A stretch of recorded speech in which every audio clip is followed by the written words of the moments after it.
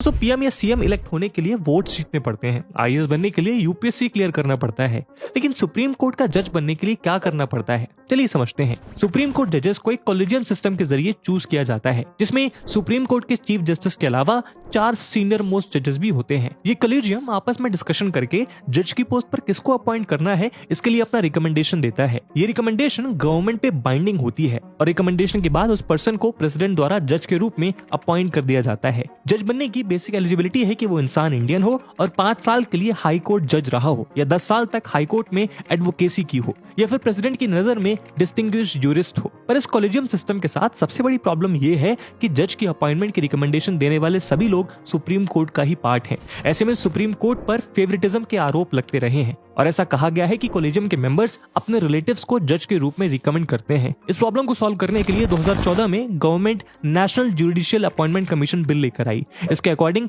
जजेस की अपॉइंटमेंट के लिए एक कमीशन बनाई जाएगी, जिसमें चेयरपर्सन के रूप में सीजीआई, सुप्रीम कोर्ट के 2 सीनियर मोस्ट जजेस, यूनियन लॉ मिनिस्टर और सिविल सोसाइटी के 2 एमिनेंट लोग शामिल होंगे। लेकिन सुप्रीम कोर्ट ने एनजेएसी एक्ट को अनकॉन्स्टिट्यूशनल बताते हुए स्ट्रक डाउन कर दिया और जुडिशरी में रिफॉर्म्स लाने की परमिशन जुडिशरी से ही नहीं मिली। तो दोस्तों ये थी एक इंटरेस्टिंग कहानी कॉलेजियम सिस्टम की। अगली वीडियो में आप भारत की न्याय व्यवस्था की कौन सी प्रोसेस को समझना चाहेंगे, कमेंट सेक्शन में जरूर बताइएगा और ऐसे इन्फॉर्मेटिव वीडियोस के लिए फॉलो करें आदर्श गुप्ता को।